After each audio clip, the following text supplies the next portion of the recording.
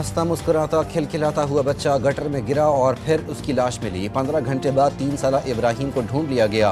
मासूम बच्चे की लाश नाले से 1 किलोमीटर दूर से मिली। कमसिन बच्चा गुज़िश्ता शब नीपा पुल के करीब डिपार्टमेंटल स्टोर से निकला और वालिद का हाथ छुड़ाकर भागा और फिर खुले गटर में जा गिरा, जिसके बाद रेस्क्यू एहलकारों ने लाश तलाश शुरू कर दी लेकिन नाकाम रहे।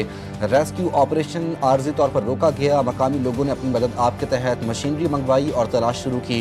मुश्तइल अफराद ने इस मौके पर एहतजाज भी किया, सड़कें ब्लॉक की, टायर जलाए, गाड़ियों के शीशे तोड़ दिए।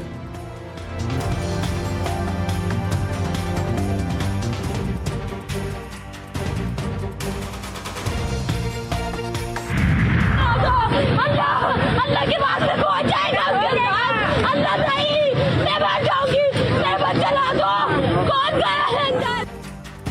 कहीं से मेरा बच्चा मुझे ला दो, मेरा इकलौता बच्चा है, मन्नतों मुरादों का पाला हुआ।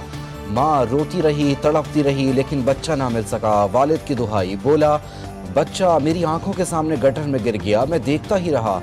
दादा भी हसरत और यास की तस्वीर बने, अपने पोते की तस्वीर तकते रहे। बाप है, उसका इकलौता बच्चा है, उसके दिल का क्या हाल होगा।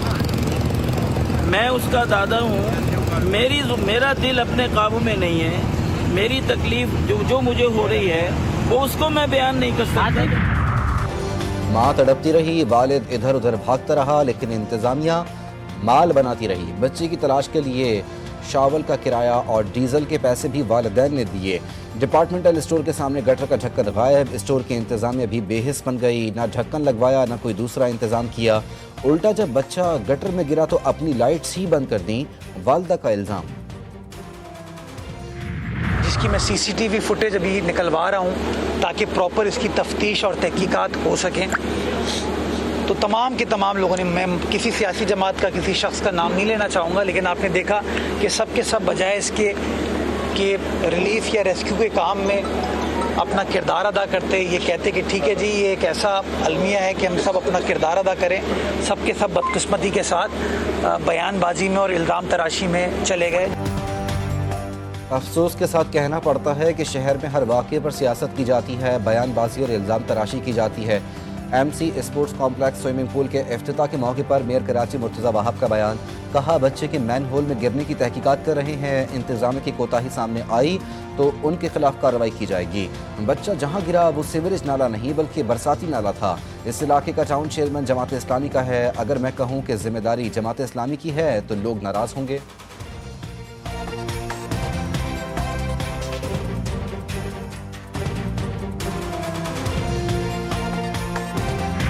अगर गटर में गिरकर कोई बच्चा इस वक्त भी इस शहर में हलाक हुआ है तो ये पहला तो नहीं है वाकया, कितने दर्जनों वाकयात इस तरह के हो चुके हैं और वाटर एंड सीवरेज बोर्ड इस बात का जिम्मेदार है।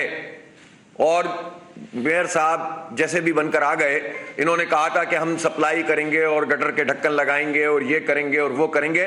सारे इदारे अपने कब्जे में करके रखे हुए हैं और शहरियों के साथ ये सलूक हो रहा है। मैं शदीद मजम्मत करता हूँ।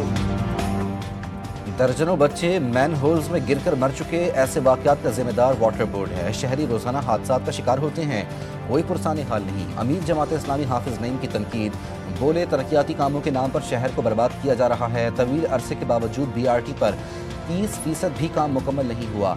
BRT बंद भी गई तो यूनिवर्सिटी रोड का मसला हल नहीं होगा। हमारी नौजवान नस्ल को बीमार किया जा रहा है, जिंदगियों के साथ खेला जा रहा है।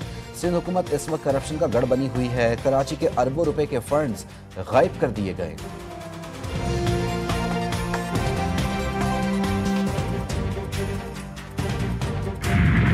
افغانیانی هغه یم یا ګردیز د ولایت یم لس کاله مخته موږ پاکستان ته راغلو.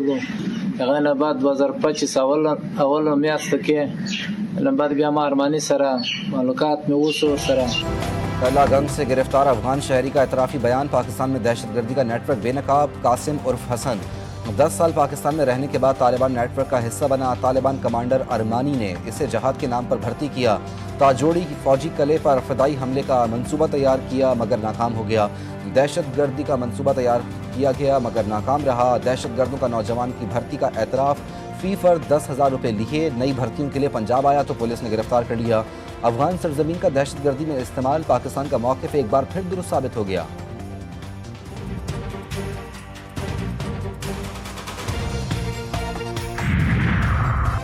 और इस्लामाबाद खुदकुश हमले में मुलव्वस हमला आवर का ताल्लुक अफगानिस्तान से था। हम मजीद बम धमाकों के मुतामिल नहीं हो सकते। अब जो भी अफगानिस्तान से पाकिस्तान वापस आने की कोशिश करेगा गिरफ्तार कर लिया जाएगा। वज़ीर दाखिला मोहसिन नकवी का दो टोक ऐलान।